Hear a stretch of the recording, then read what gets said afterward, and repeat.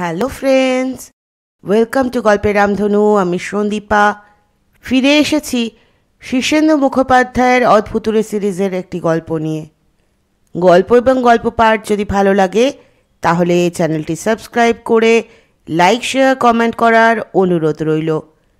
তাহলে শুরু করা যাক শীর্ষেন্দু মুখোপাধ্যায়ের অদ্ভুতুরে সিরিজ থেকে হারানো কাকাতুয়া। আজ পড়ছি প্রথম পর্ব। ওই গবা পাগলা বেরিয়েছে, গায়ে একটা সবুজ রঙের আলপাকার কোট আর ঢোলা কালো রঙের পাতলুন, বড় বড় কটাসে চুল, রোগাটে মাঝারি চেহারা, এক গাল দাড়ি, বিশাল মোচ, পায়ে খয়েরি রঙের ক্যাম্বিসের জুতো। হেঁকে বলছিল, ক্যাসামাস ক্যাসামাস। বর্বর ছেলেরা দৌড়িয়া ফেরে। সরল রেখা কাকে বলে? দুটি বিন্দুর মধ্যে ন্যূনতম দূরত্বই হচ্ছে সরল রেখা। NaCl is sodium chloride and it is common salt.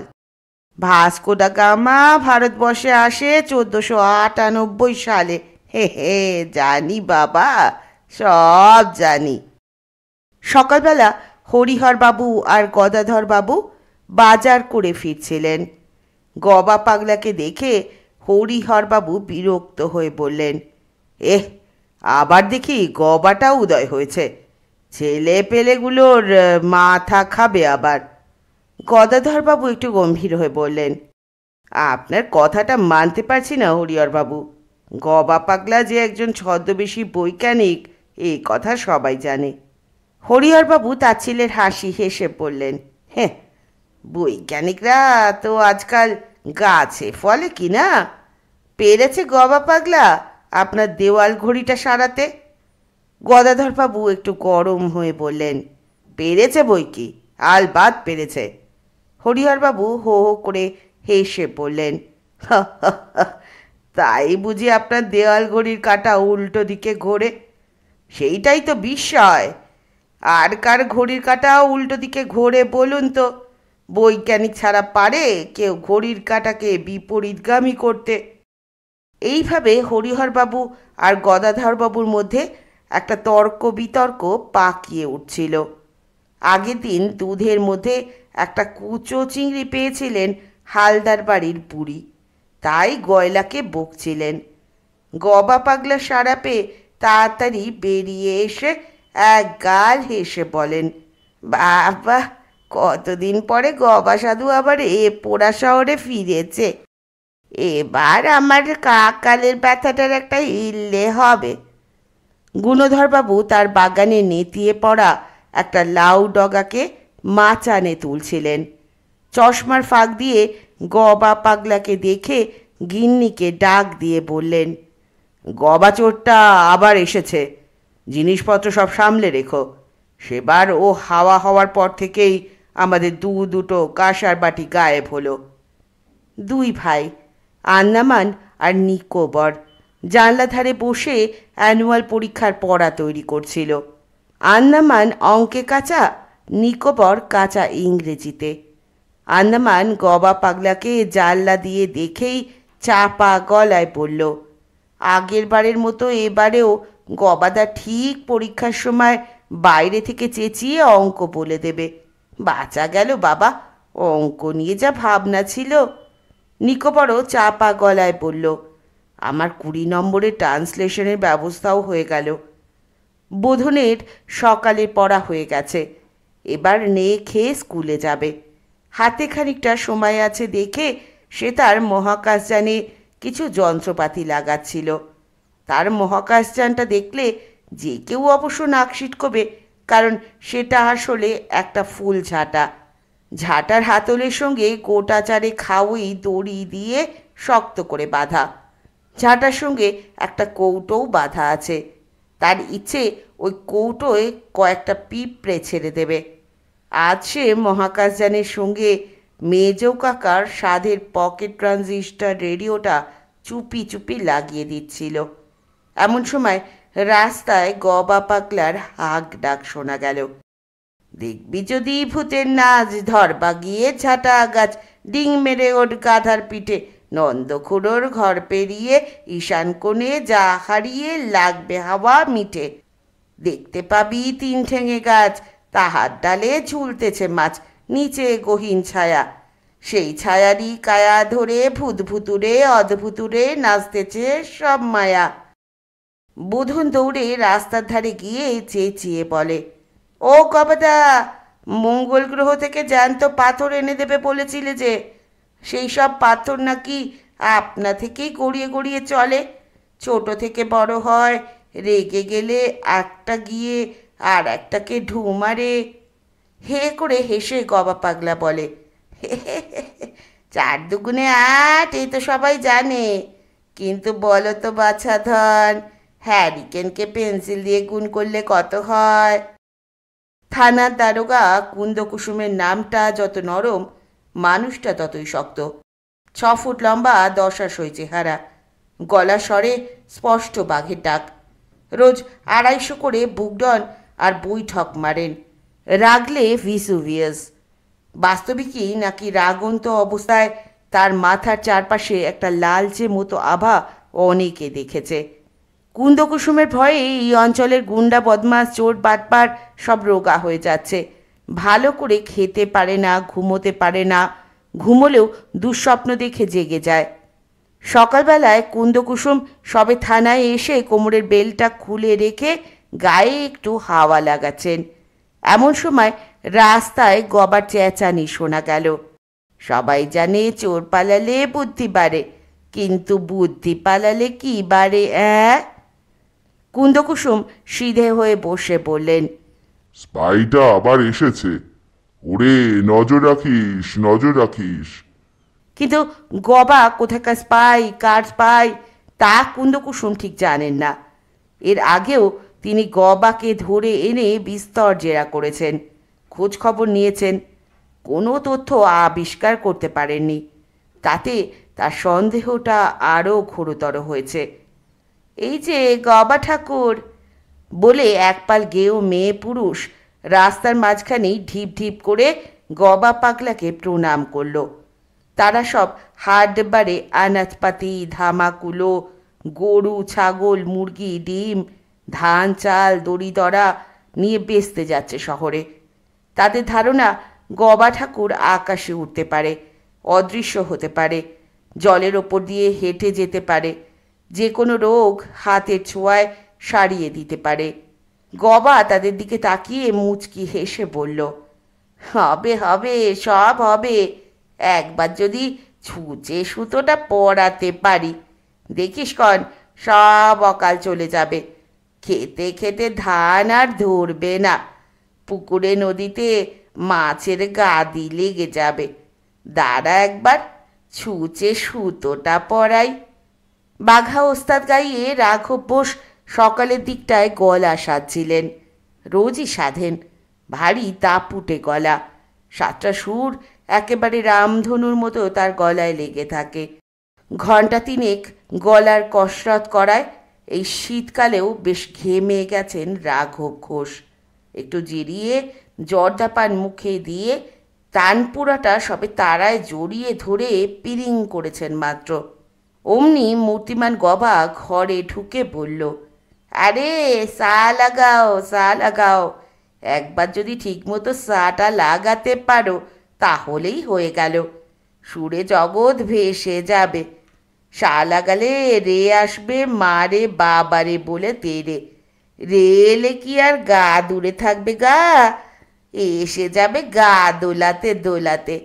গা যদি এলো তবে মায়ের জন্য আর ভাবনা কি গো, মা তো মায়ের মতো কোল পেতেই আছে, আর মায়ের পা ধরেই সেধে আসবে পা, পায়ের পিছু পিছু ধেয়ে আসবে ধা, ধা ধা করেই আসবে হে। আর কি বাকি থাকে? নির্ঝঞ্ঝাটে আসবে, নির্ঝঞ্ঝাটে আসবে, নিত্যি নিত্যি আসবে, নৃত্য করতে করতে আসবে, এইভাবেই পৌঁছে যাবে তার গ্রাম। ধরফের চড়ায় গিয়ে সায়ের চুলের মুটি, বুঝলে? চা লাগাও হে, ঠিক মতো চা লাগাও। রাঘব ঘোষ বুঝলেন না, তবে মাথা নেড়ে একটা দীর্ঘশ্বাস ফেললেন। গবা এলো, জীবনে আর শান্তি রইল না। তবে গবা আসায় শহরে যে একটা শোরগোল পড়েছে তাতে সন্দেহ নেই। উদ্ভববাবু ভারী রাশভারী লোক। তার সারা জীবনটাই রুটিনে বাঁধা। তেমনি রুটিনে বাঁধা তার 3 ছেলে আর 3 মেয়ের চলাফেরা, লেখাপড়া, খেলাধুলো। তার গিন্নিও রুটিন মেনে চলেন। চাকর বাকর ঝি তো বটেই, তার বাড়ির গরু, ছাগল, কুকুর, বেড়াল পর্যন্ত কেউই রুটিনের বাইরে পা দেয় না। উদ্ভববাবু বলেন, discipline is the essence of success. মুশকিল হলো মাসখানেক আগে তিনি একটা ভালো জাতের কাকাতুয়া কিনেছেন।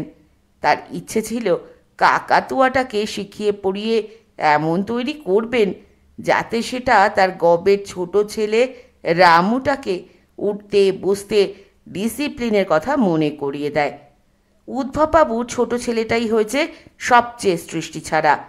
শাসনে থাকে, দুষ্টুমিও বেশি করতে পারে না বটে, কিন্তু সে এই বাড়ির আবহাওয়া ঠিক মেনেও চলে না। আকাশে রামধনু উঠলে রামু হয়তো বাইরে গিয়ে 2 হাত তুলে খানিক নেচে আসে। ঘুড়ি কাটা গেলে দৌড়ে যায় ধরতে। অঙ্কের খাতায় একদিন লিখে রেখেছিল, কে যায় রে ভোগাড়িতে উড়িয়ে ধুলো, জানা বেটা। দেখে শিউরে উঠেছিলেন উদ্ভববাবু। ওইটুকু ছেলে কবিতা লিখবে কি? কিন্তু কতই বার একটা ছেলের পিছনে লেগে থাকবেন তিনি। তার তো কাজকর্ম আছে, মস্ত উকিল, দারুণ নামডাক, ব্যস্ত মানুষ। তাই ঠিক করেছিলেন কাকাতুয়াটাকে রামুর পিছনে লাগিয়ে দেবেন। সে বলবে, রামু পড়তে বসো, রামু এবার স্নান করতে যাও, রামু আজ 8 ঘন্টা বেশি খেলেছ, রামু রামধনু দেখতে যেও না, রামু কাটা ঘুড়ি ধরতে নেই, ইত্যাদি। কিন্তু মুশকিল হলো কাকাতুয়াটা প্রথম দিনই নিজে থেকে বলে উঠল, আমার ভীষণ ঘুম পাচ্ছে, বিশু বাতিটা নিভিয়ে দাও, ওহ কি মশা কি মশা। ধৈর্য ধরে উদ্ভববাবু পরদিন তাকে আবার রামু শাসন শেখাতে বসলেন। কাকাতুয়াটা গম্ভীরভাবে শুনল, তারপর বলল, বিশু আমার খাবারে খুব ঝাল দিও। উদ্ভববাবু কটমট করে পাখির দিকে চেয়ে বললেন, ইয়ার কি হচ্ছে? কাকাতুয়াটা এই কথায় খক খক করে হেসে বলল, আমার ভীষণ হাসি পাচ্ছে, খাক খাক। উদ্ভববাবু পরদিন আবার পাখিটাকে পড়াতে বসলেন। পাখি তাকে ঘাড় ঘুরিয়ে ঘুরিয়ে অনেকক্ষণ লক্ষ্য করে বলল, বালিশের তলায় কি খুঁজছো বিশু? আলমারির চাবি? উদ্ভববাবু বললেন, আহা বলো রামু এখন ঘুম থেকে ওঠো। পাখি বলল, বিশু আমার ঘুম পাচ্ছে, আলমারিতে টাকা নেই, অন্য জায়গায় আছে। উদ্ভববাবু বললেন, হোপলেস। কাকাতুয়াকে শেখাতে গিয়ে উদ্ভববাবু ঘেমে ওঠেন, রেগে গিয়ে চেঁচাতে থাকেন। ইয়ার কি হচ্ছে? ইয়ার কি? কাকাতুয়াটা এই কথাটা খুব টক করে শিখে নেয়। ঘাড় কাত করে উদ্ভববাবুর দিকে চেয়ে গম্ভীর গলায় বলে, ইয়ার কি হচ্ছে? ইয়ার কি? না, তোকে নিয়ে আর পারা গেল না, টাকাটাই ঝলে গেল দেখছি। উদ্ভববাবু হতাশভাবে এই কথা বলে উঠে পড়লেন। নে খেয়ে আদালতে যেতে হবে। কাকাতুয়াটা পিছন থেকে বলল, টাকাটাই চলে গেল দেখছি। আড়াল থেকে কাকাতুয়া ভার্সেস উদ্ভববাবুর লড়াইটা ছেলেমেয়েরা রোজই লক্ষ্য করে। সেদিন কোর্টে উদ্ভববাবু যখন মামলার কাজে ব্যস্ত, সে সময় একজন পেয়াদা এসে তাকে একটা হাত চিঠি দিয়ে বলল, বাইরে একটা লোক দাঁড়িয়ে আছে, জবাব নিয়ে যাবে। উদ্ভববাবু ভ্রুকুটি করে বললেন, এখন সময় নেই, পরে আসতে বলো। পরে ভেবে দেখলেন মোকদ্দমার ব্যাপারে কোনো মক্কেল কোনো পয়েন্ট দিয়ে থাকতে পারে, তাই পেয়াদাকে বারণ করে চিঠি খুলে পড়তে লাগলেন। মাননীয় মহাশয়, কিছুকাল পূর্বে আমার পোষা কাকাতুয়াটি বাড়ির লোকের অসতর্কতার সুযোগে উড়িয়া যায়। পাখিটি আমার অত্যন্ত আদরের। বহু জায়গায় অনুসন্ধান করিয়া এতকাল তাহার কোনো খবর পাই নাই। সম্প্রতি জানিতে পারিলাম এই কাকাতুয়াটিকে আপনি কোনো পাখিওয়ালার কাছ হইতে কিনিয়াছেন। এখন আপনার নিকট স্বনির্বন্ধ অনুরোধ, দয়া করিয়া কাকাতুয়াটি আমার হাতে প্রত্যর্পণ করুন। আপনি টাকা খরচ করিয়া কিনিয়াছেন, তাই আপনার অর্থক্ষতি হোক এটা আমার অভিপ্রেত নহে। পত্রবাহকের সঙ্গে টাকা আছে, ন্যায্য দাম লইয়া আপনি পাখিটি তাহার হস্তে দিলেই হইবে। পত্রবাহকটি জন্ম হইতেই মুক ও বধির, তাহার সহিত বাক্যালাপ করা নিষ্প্রয়োজন। কিছু জানিবার থাকিলে আপনি তাহার হাতে পত্র দিতে পারেন। আমার প্রীতি ও নমস্কার জানিবেন। ইতি ভবদীয় শ্রী শচীলাল শর্মা। চিঠি পড়ার পরও উদ্ভববাবু ভ্রু কুঁচকেই ছিলেন। তিনি উকিল মানুষ, সুতরাং একটা সন্দেহবাতিক আছে। কোনো ঘটনাকেই সরলভাবে বিশ্বাস করেন না, যুক্তি দিয়ে সম্ভাব্যতা দিয়ে বিচার করে থাকেন।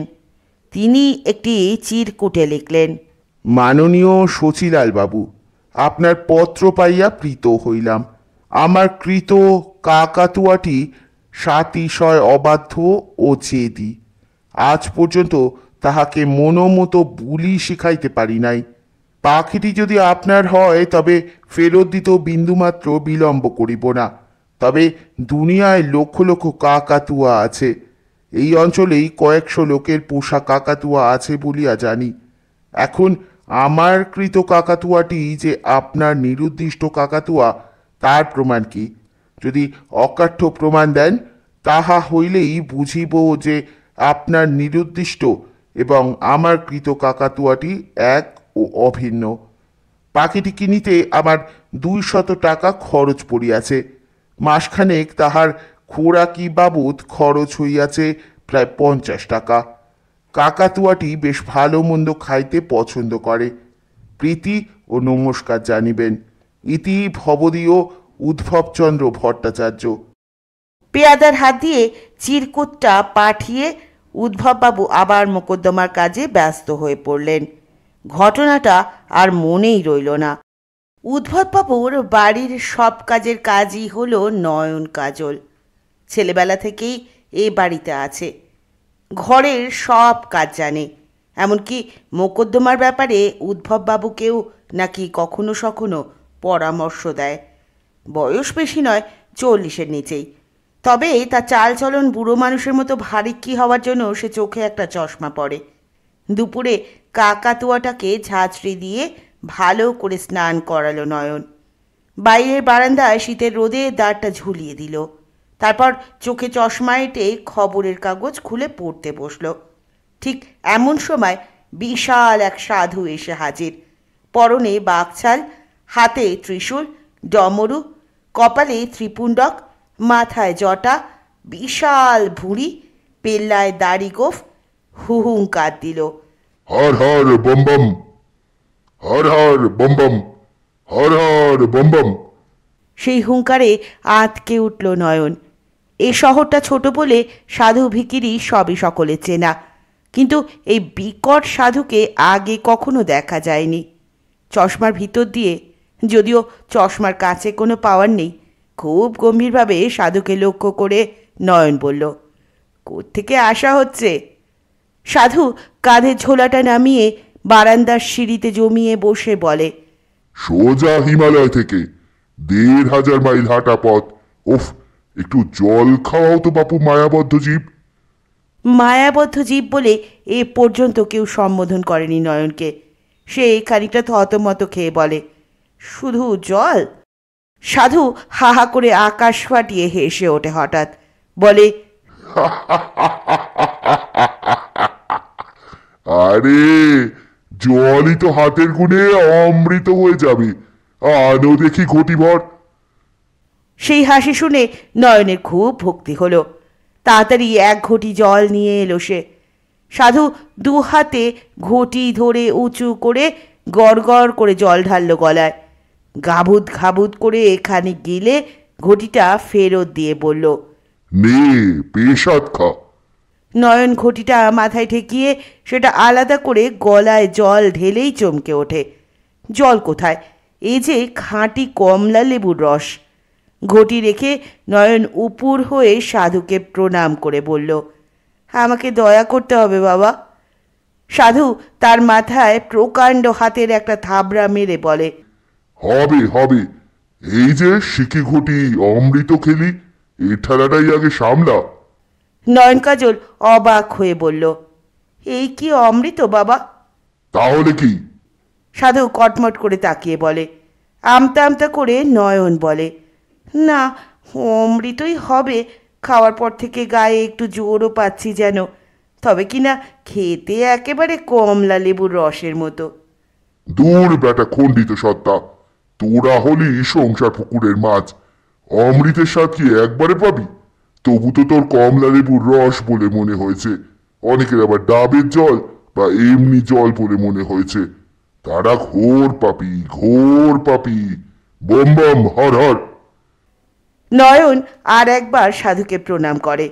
সাধু কাকাতুয়াটার দাঁড়টার দিকে তাকিয়ে ফোঁত করে একটা দীর্ঘশ্বাস ফেলে বলে, নিজেরা হাজারো মায়ায় আটকে ছটপট করছিস, তার উপর ওই অবলা জীবটার পায়ে শিকল দিয়ে বেঁধে রেখেছিস।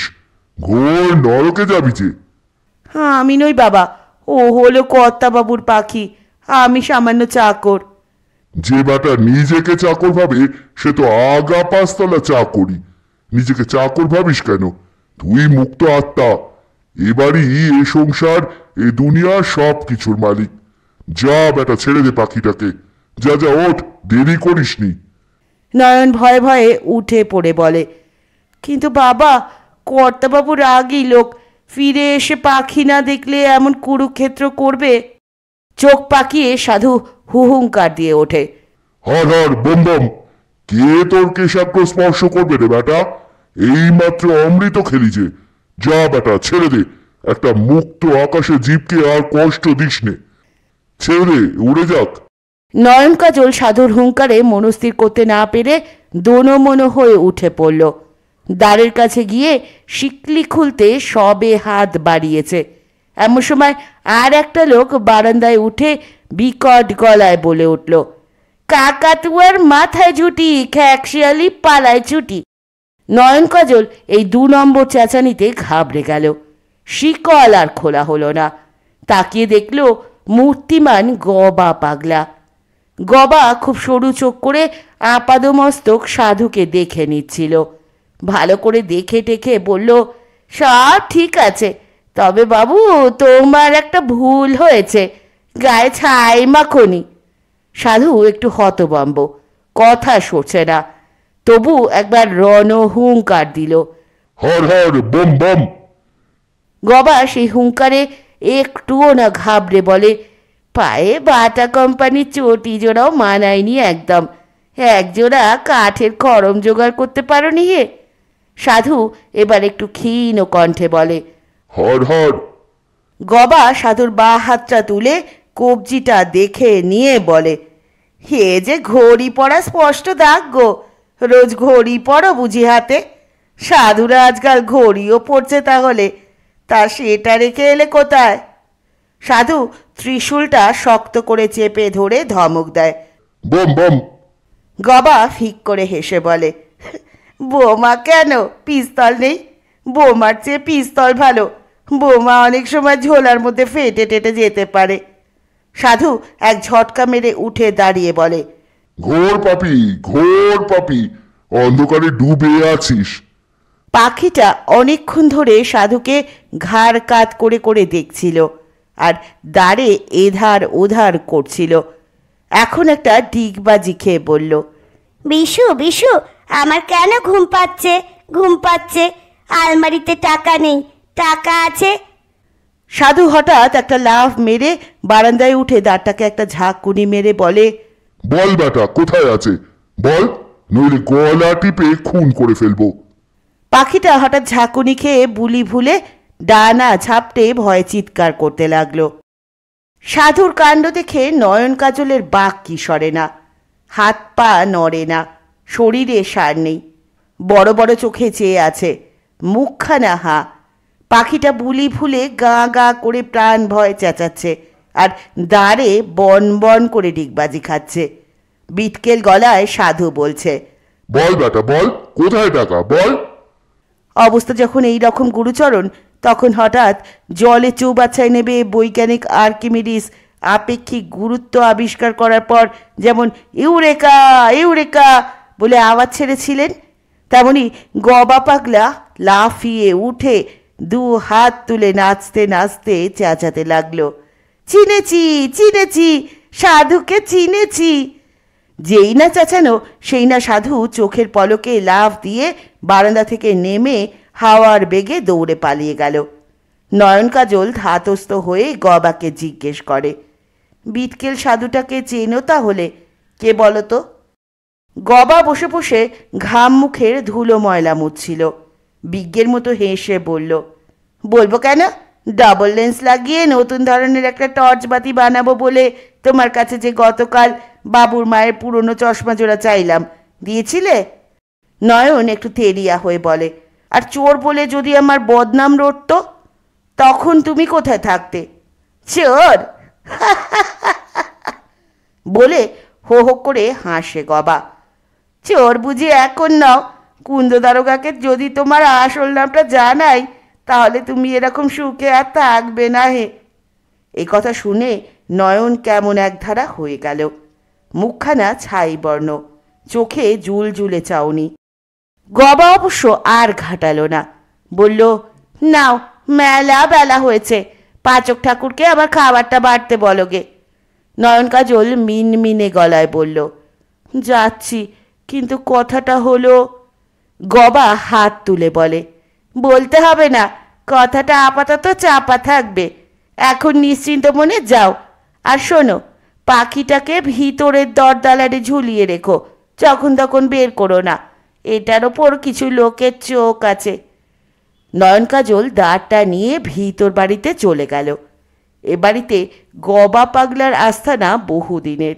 মাঝে মধ্যে সে 2-4-6 মাসের জন্য হাওয়া হয়ে যায় বটে, কিন্তু ফিরে এসে বাইরের পাকা চণ্ডী মণ্ডপের পাশে রসুইখানার ঘরটায় বরাবরের মতো থানা গাড়ে।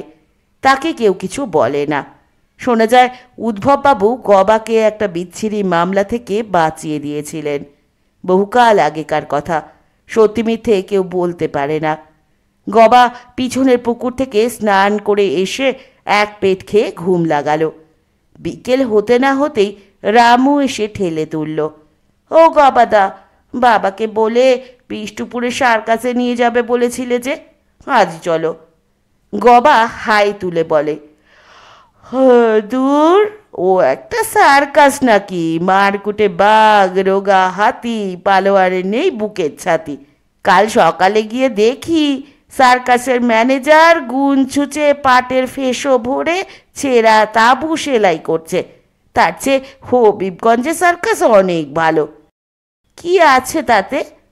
ও সে মেলা জিনিস, বাঘ হাতি সিন্ধুগতকের কথা তো ছেড়েই দিলাম। একটা বেটের লোক আছে, সে ভারী হাসায়। বেটেটার বন্ধু হচ্ছে একটা তাল গাছের মতো লম্বা লোক। তা বন্ধুর সঙ্গে কথা বলার সময় বেটেটা একটা মই লাগিয়ে বন্ধুর কাঁধ বরাবর উঠে যায়। মজা না? খুব মজা। কিন্তু কবে নিয়ে যাবে? ব্যস্ত হয়েও না, বাবুমশাইকে বলে আগে অনুমতি নি, তারপর একদিন যাবো ক্ষণ। টাকা পয়সাও লাগবে না। হবিবগঞ্জের সার্কাসে সেই বেটে লোকটা আমার খুব বন্ধু। দুজনে একসময় একই দলে ছিলাম কি না? রামু চোখ কপালে তুলে বলে, তুমি সার্কাসে ছিলে গবাদা? বলনি তো। গবা মৃদু মৃদু হেসে বলে, সার্কাসে ছিলাম, বেদের দলে ছিলাম, সে অনেক ঘটনা। সার্কাসে কি কি খেলা দেখাতে? সব রকম, ট্র্যাপিস, দড়ির ওপর হাঁটা, এক চাকার সাইকেলে উঠে রকম রকম কসরত, ক্লাউন সেজে রগড়ও করতে হয়েছে। আমাকে খেলা শিখিয়ে দেবে? তার শক্ত কি, তবে কঠিন ডিসিপ্লিন চাই, মনোযোগ চাই, অধ্যাবসায় চাই। আমি পারবো। উদ্ভববাবু আজ একটু তাড়াতাড়ি কাছারি থেকে ফিরে এসেছেন। এসেই হাঁক মারলেন, নয়ন, ওরে নয়ন। নয়ন কাজল ছুটে এসে বলে, আগে বাবু মশাই। পাখিটা কোথায়? দরদালনে ঝুলানো আছে। হুম। বলে উদ্ধববাবু পকেট থেকে শচীলাল শর্মার চিঠিটা বের করে আর একবার পড়লেন। তারপর ভ্রু কুঁচকে বললেন, পাখিটাকে খুব সাবধানে রাখা দরকার। আজ থেকে ওটাকে এ ঘরে রাখবি। আমি না থাকলে দরজায় সবসময় তালা দেওয়া থাকবে, বুঝেছিস? হ্যাঁ গে। নয়ন কাজল খুব বিনীতভাবে বলল। তবে এ সময় উদ্ধববাবু লক্ষ্য করলে দেখতে পেতেন যে নয়ন কাজলের চোখ দুটো চকচক করছে। জিভ দিয়ে শুকনো ঠোঁট দুটো চেটে নয়ন বলল, আজ এক বিটকেল সাধু এসে পাখিটার উপর খুব হামলা করে গেছে। নিয়েই যেত, আমি গিয়ে সময় মতো আটকালাম বলে। সাধু? বলে উদ্ধববাবু হাঁ করে কিছুক্ষণ চেয়ে থেকে বলেন, সাধুর সঙ্গে পাখির কি সম্পর্ক? মাথা চুলকে নয়ন বলে, আগে সে তো জানি না। উদ্ধববাবু রেগে গিয়ে বলেন, এ বাড়িটা কি হাট নাকি?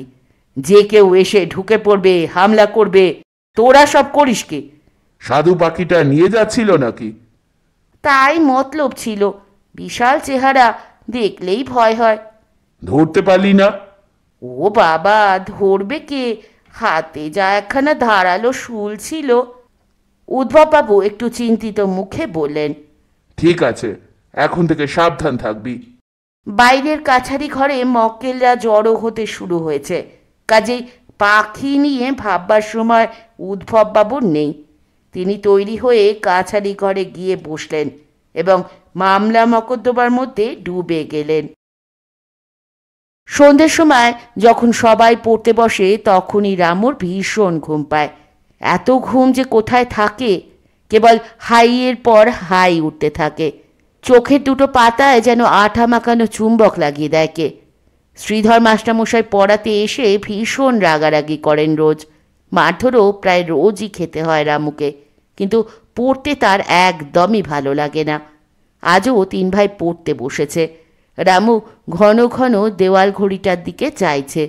ঠিক 6টায় শ্রীধরবাবু আসবেন। ততক্ষণ যতটা পারে ঢুলে নেওয়ার জন্য সে মুখে অ্যাটলাসটা চাপা দিয়ে চোখ বুজে রইল। কিন্তু কে জানে কেন আজ রামুর ঘুম আসছিল না। বারবারই তার চোখে একটা সার্কাসের দৃশ্য ভেসে উঠছে।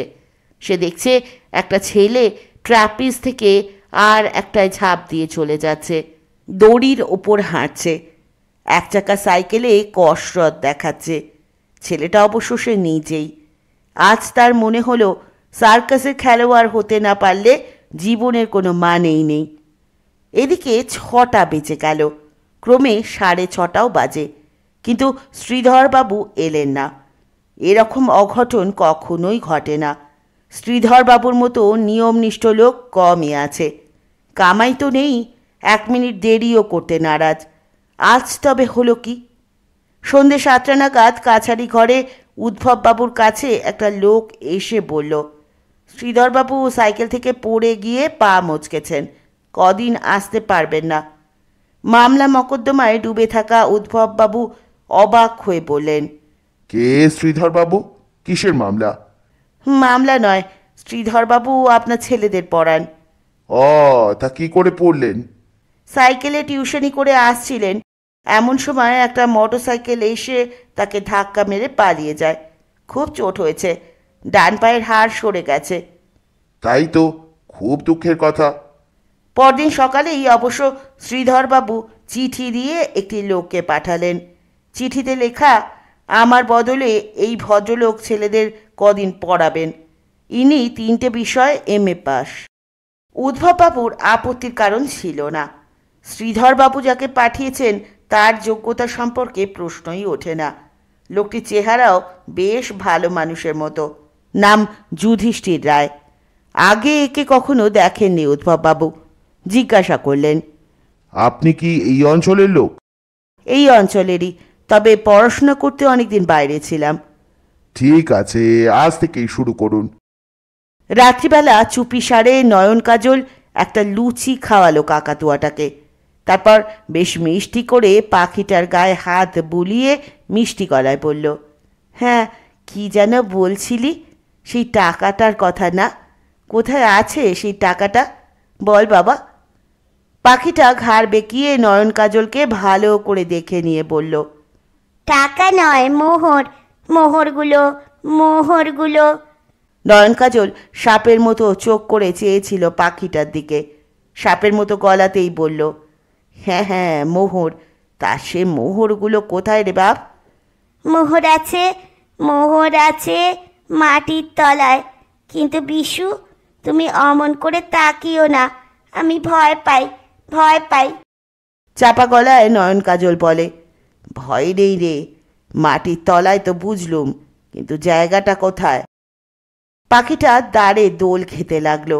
তারপর হঠাৎ হা হা হাসির শব্দ তুলে বলল, জানি, কিন্তু বলবো না। বলবি না? বলবি না? বলতে বলতে নয়ন কাজল দুটো হাত সারাশির মতো করে পাখিটার দিকে এক পা এগিয়ে গেল। পেছনে কখন নিঃশব্দে রামু এসে দাঁড়িয়েছে। দৃশ্যটা দেখে সে অবাক, কিন্তু বিপদ বুঝে সে হঠাৎ বলে উঠল, নয়নদা, কি হচ্ছে?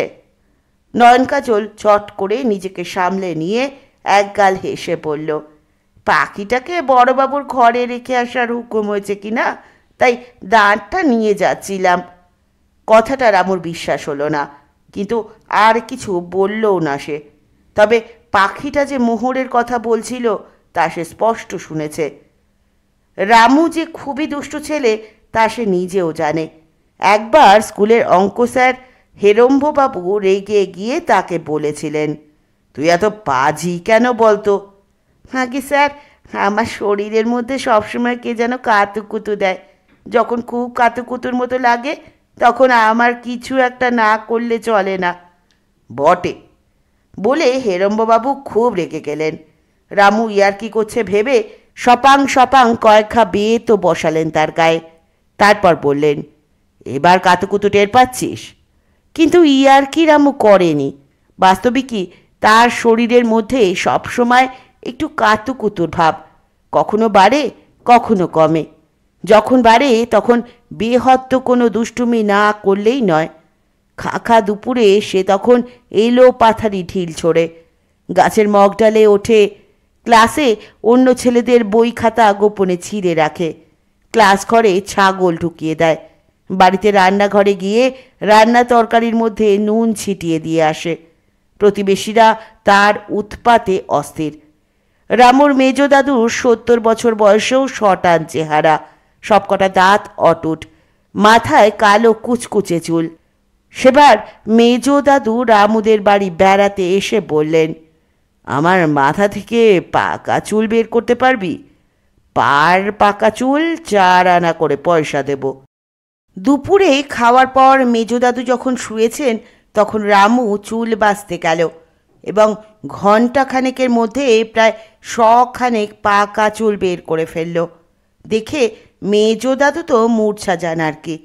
বাড়ি মাথায় করে চেঁচাতে লাগলেন, ভৌতিক কাণ্ড, ভৌতিক কাণ্ড! আমি কি রাতারাতি বুড়ো হয়ে গেলুম? ওরে উদ্ভব, শিগগির ডাক্তার ডাক, আমার বুকটা কেমন করছে, মাথা ঘুরছে, হাত পা কাঁপছে।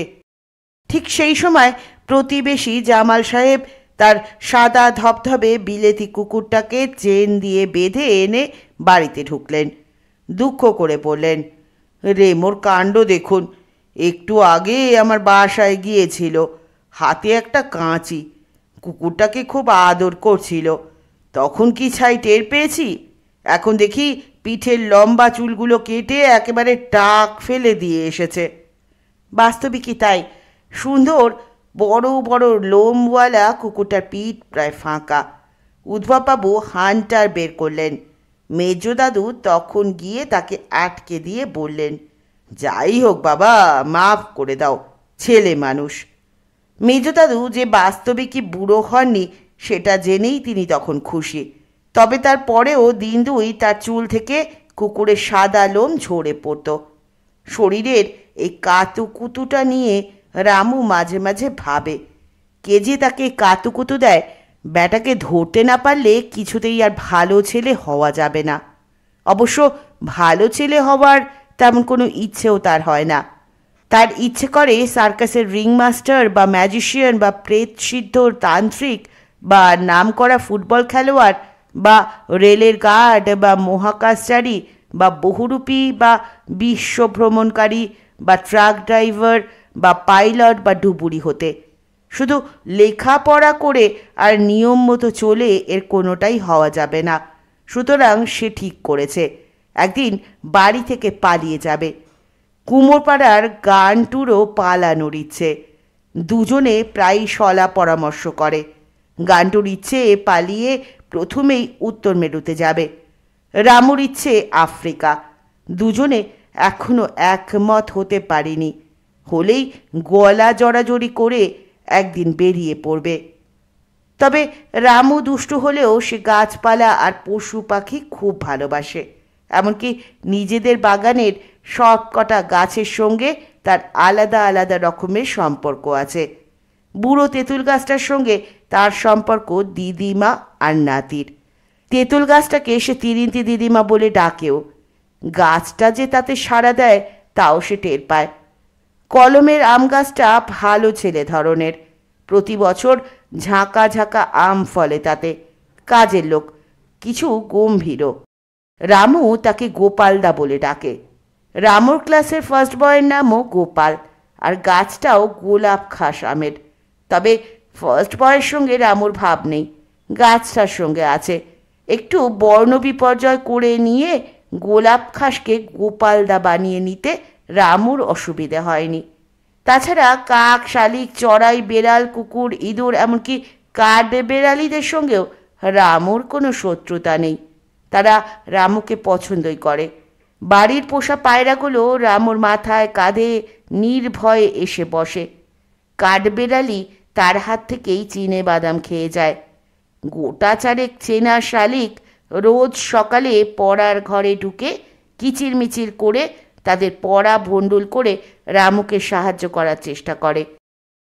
নয়ন পাখির দাঁড়টা বাবার ঘরে দিয়ে আসতে চলে যাওয়ার পর রামুর মনে হলো এই কাকাতুয়াটাকে হাত করা দরকার।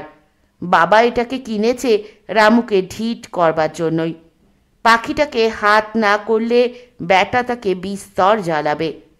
উদ্ধববাবু মক্কেলদের বিদায় করে খাওয়া দাওয়া সেরে যখন ঘরে এলেন তখন অনেক রাত। পাখির দাঁতটা সিলিং থেকে ঝোলানো একটা দড়িতে বাঁধা। কাকাতুয়া ঘাড় গুজে ঘুমোচ্ছে। উদ্ধববাবু নিশ্চিন্তে শুয়ে পড়লেন, কিন্তু মাঝরাতে একটা দুঃস্বপ্ন দেখে তার ঘুম ভেঙে গেল। না, দুঃস্বপ্নটা ঠিক দেখেননি তিনি, বরং বলা যায় একটা দুঃস্বপ্ন তিনি শুনলেন। কে যেন বলছে, ওরে বাবা, কি ভয়ঙ্কর, কি সাংঘাতিক রক্ত রক্ত। এইসব বিদঘুটে কথা শুনে ঘুম ভেঙে গেল। উদ্ধববাবু উঠে বসলেন। তার শ্বাসকষ্ট হতে লাগলো, তবু চেঁচিয়ে বললেন, কি হয়েছে রে, ডাকাত পড়লো নাকি? না, ডাকাত পড়েনি, হতছাড়া সেই পাখিটা দ্বারের এধারে ওধারে লাফিয়ে বেড়াচ্ছে। পায়ের সরু শিকলের শব্দ হচ্ছে। কিন্তু আশ্চর্য এই, ঘোর শীতকালেও সিলিং ফ্যানটা বাই বাই করে ঘুরছে। কে পাখা খুলল, কেন খুলল? পাখিটাই বা ওরকম চেঁচালো কেন? এসব প্রশ্নে জবাব পাওয়া গেল না। উদ্ধববাবু উঠে পাখাটা বন্ধ করলেন। পাখিটা খুব কৃতজ্ঞ দৃষ্টিতে তাকে একবার দেখল, তারপর মৃদু স্বরে বলল, সাবধান। উদ্ধববাবু আর বাকি রাতটা ঘুমোতে পারলেন না। ঠিক করলেন পাখিটাকে শচীলাল শর্মার কাছে বেচেই দেবেন, না হয়তো অন্য কাউকে। বড্ড ঝামেলা। দুপুরবেলা বহু দূর থেকে একটা লোক পশ্চিমের চষা ক্ষেতের মস্ত মাঠটা পেরিয়ে শহরের উপকণ্ঠে শাল বনটার ভিতরে ঢুকল। ঝরা পাতার বনটায় আলো ছায়ার চিকরিমিকরি। গোগো করে উত্তরে শীতের হাওয়া বয়ে যাচ্ছে। ভোকারটা ঘুড়ির মতো শুকনো পাতা খসে পড়ছে। লোকটা কাঁধ থেকে তার খাকি রঙের ব্যাগটা নামিয়ে গাছতলায় রাখল। তার ব্যাগটা দেখেই বোঝা যায় লোকটা পর্যটক। তার গালে বেশ ঘন দাড়ি আর গোঁফ। খুব লম্বা নয়, কিন্তু শক্ত মজবুত চেহারা। পরনে মালকোচা মারা ধুতি, গায়ে একটা ফতুয়া আর মোটা সুতির চাদর। কাঁধে একটা ভাঁজ করা কুটকুটে কম্বলও আছে। পায়ে খুব পুরুষ হলে নাগরা জুতো, হাতে বেতের একটা লাঠি। বয়স 22-23 বা বড় জোর 25 পর্যন্ত হতে পারে। চোখ দুখানায় তীক্ষ্ণ দৃষ্টি। রোদে জলে ঘুরে ঘুরে গায়ের রং তামাটে হয়ে গেছে বটে, তবে একসময় সে খুব ফর্সা ছিল তা বোঝা যায়। লোকটা খানিকক্ষণ জিরিয়ে নিল, তারপর ব্যাগ থেকে চিড়ে আর গুড় বের করে কয়েকটা শাল পাতা বিছিয়ে তার উপর রাখল। সামনেই মটর ক্ষেত। উঠে গিয়ে ক্ষেত থেকে তাজা মটরশুঁটি তুলে আনলো এক কোচর। জলও জুটে গেল কাছেই এক চাষি বাড়ির কুয়ো থেকে। কোথায় কি জোটে তা লোকটা ভালোই জানে। খাওয়ার পর গাছের গুঁড়িতে ঠেস দিয়ে লোকটা অঘরে ঘুমোতে লাগলো। জঙ্গলে সাপ, খোপ, পাগলা শিয়াল থাকতে পারে। শীতকালে এই অঞ্চলে চিতা বাঘও হানা দেয়। লোকটা সবই জানে, কিন্তু ভ্রুক্ষেপ নেই। শীতের বেলা তাড়াতাড়ি ফুরিয়ে পশ্চিমের মাঠে সূর্য টুক করে মেঘলা মতো একটা কুয়াশার স্তরের মধ্যে ডুবে গেল। শালবনের মধ্যে ঘনিয়ে উঠল অন্ধকার, আর হাড় কাঁপানো হিম একটা হাওয়া হু হু করে বইতে লাগলো। লোকটা চোখ মেলে তাকায়। সে দিনের বেলায় বড় একটা লোকালয়ে ঢুকতে চায় না।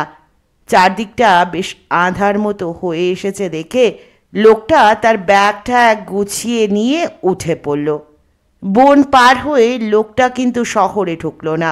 শহরের বাইরে মস্ত সার্কাসের তাঁবু পড়েছে, ডিম ডিম করে বাজনা বাজছে।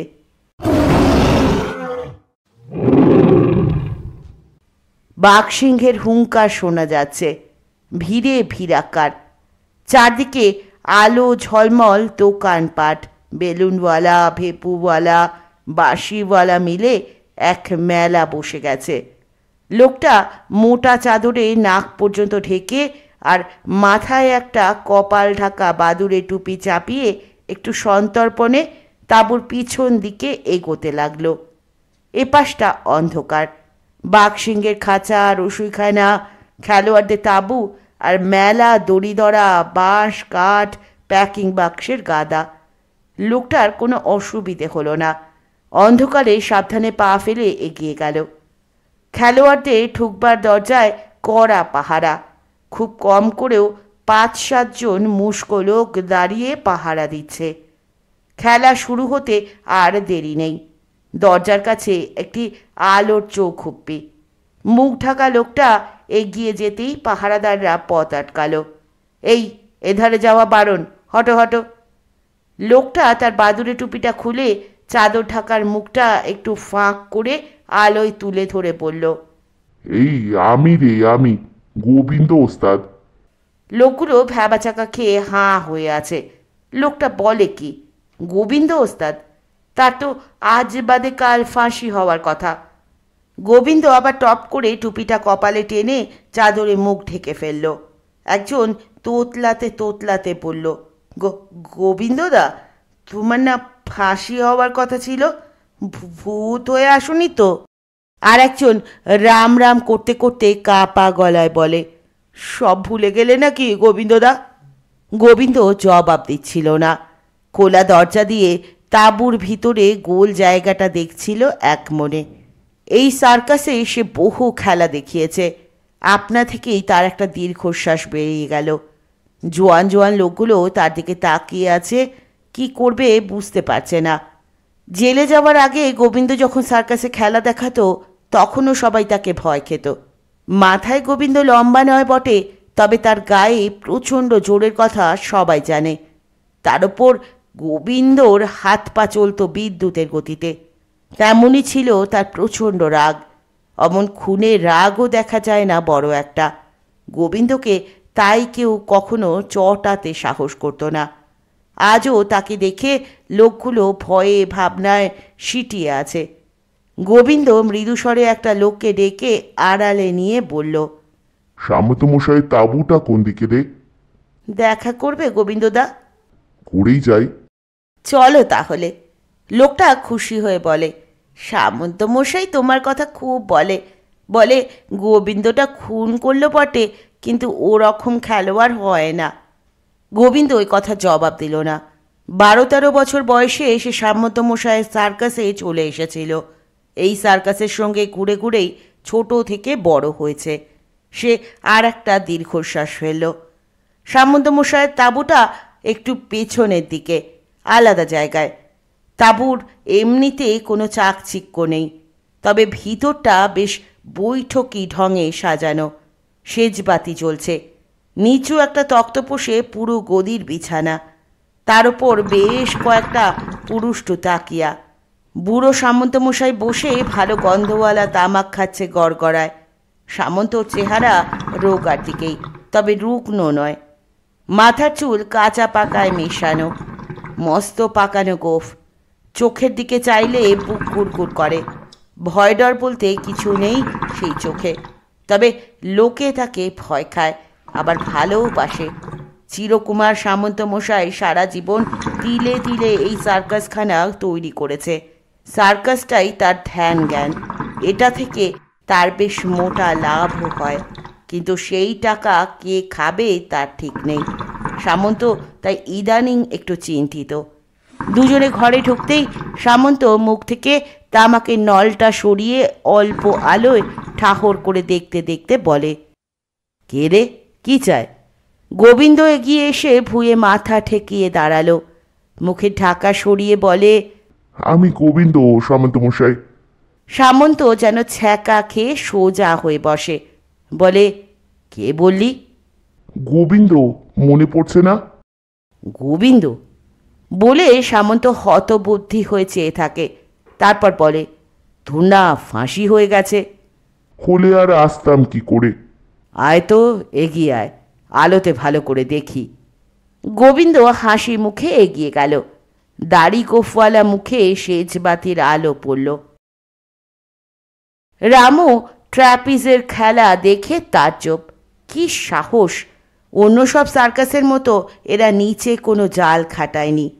পড়ে গেলে মাথা ফেটে ঘিলু বেরিয়ে যাবে, হাত পা ভেঙে দ হয়ে যাওয়ার কথা। উহ, কি খেলা গবাদা, আমি ট্র্যাপিজ শিখব। গবা হেসে বলে, আরও আছে, দেখোই না। ট্র্যাপিজ শেষ হতে না হতেই সাহেবী পোশাক পরা সার্কাসের ম্যানেজার এসে ঘোষণা করল, আজ আপনাদের আমরা একটা নতুন খেলা দেখাবো। লক্ষিন্দর আর কাল নাগিনীর খেলা, জীবন ও মৃত্যুর খেলা। এই খেলায় একদিকে থাকবে আমাদের নতুন এক ওস্তাদ মাস্টার লক্ষিন্দর, অন্যদিকে থাকবে একটি বিষাক্ত রাজকোখরো। সাপটার বিষ দাঁত আমরা কামাইনি, যে কেউ পরীক্ষা করে দেখতে পারেন। সদ্য জঙ্গল থেকে ধরে আনা বুনো সাপ। এ খেলা সবার শেষে। রামু রোমাঞ্চিত হলো। আজ যে নতুন খেলা, বাহ, কপালটা ভালো। এরপর সাইকেল, দড়ি, বাঘ, সিংহ, চোখ বেঁধে ছোড়ানি ক্ষেপ একের পর এক হয়ে যেতে লাগলো। রামুর আর পলক পড়ে না। বাঘ সিংহের খেলা দেখে গায়ের রোঁয়া দাঁড়িয়ে গেল তার। লম্বা আর বেটে জোকার দুটো খুব হাসালো। সবার শেষে নতুন খেলা। সব আলো জেলে গোল এরেনাটাকে একেবারে ফাঁকা করে দেওয়া হলো। বাজনা বাজতে লাগলো অত্যন্ত মৃদু শব্দে। একটা সুরেলা বাঁশি শব্দ কেঁপে কেঁপে উঠতে লাগলো। কয়েকজন লোক একটা মস্ত খাঁচা টেনে আনলো মাঝখানে। স্পষ্টই দেখা যাচ্ছিল খাঁচার মধ্যে একটা বিশাল ভয়ঙ্কর সাপ বীরে পাকিয়ে আছে। খাঁচার মাথায় একটা লোক বসে আছে। ম্যানেজার একটা পাটাতনের ওপর দাঁড়িয়ে ঘোষণা করল, এবার আসছেন মাস্টার লক্ষিন্দর। কিন্তু আগেই আপনাদের জানিয়ে রাখি মাস্টার লক্ষিন্দরের মুখ আপনারা দেখতে পাবেন না। কয়েক বছর আগে এক দুর্ঘটনায় ওর মুখটি পুড়ে বিভৎস হয়ে যায়। তার ফলে উনি সব সময় মুখোশ পরে প্রকাশ্যে আসেন। ঘোষণা শেষ হলো। বাজনা মৃদু তরঙ্গে বাজতে লাগলো। খাঁচার ওপরের লোকটা ছাড়া বাকি সবাই সরে গেল এরেনা থেকে। আগাগোড়া কালো পোশাক এবং কালো মুখোশ পরা মাস্টার লক্ষিন্দর এসে ঢুকল। ভারী চটপটে তার হাঁটার ভঙ্গি, চওড়া কাঁধ, সরু কোমর, আট পোশাকের ভিতর দিয়ে শরীরের শক্ত বাঁধুনি দেখা যাচ্ছে। খাঁচার ওপরের লোকটা দরজাটা ওপর দিকে টেনে তুলতে না তুলতেই বিশাল সাপটা বিদ্যুৎ গতিতে বেরিয়ে এলো বাইরে। লক্ষিন্দর তখনও দর্শকদের অভিবাদন শেষ করেনি। ঠিক এই অপ্রস্তুত মুহূর্তে বিশাল গোখরো লক্ষিন্দরের পিঠ সমান উঁচু ফনা তুলে সাই করে চাবুকের মতো ছোবল দিল। সেই দৃশ্য দেখে সকলের মতো চোখ বুজে ফেলল রামু। একটা মৃদু গেল গেল এই রে সব শেষ গোছের আওয়াজও বেজে গেল চারদিকে। শুনছিলেন শীর্ষেন্দু মুখোপাধ্যায়ের অদ্ভুতুরে সিরিজ থেকে হারানো কাকাতুয়ার প্রথম পর্ব। পরের দিন এসে হাজির হব দ্বিতীয় পর্ব নিয়ে। ততক্ষণ পর্যন্ত সকলে ভালো থাকবেন, সুস্থ থাকবেন, পাশে থাকবেন। নমস্কার।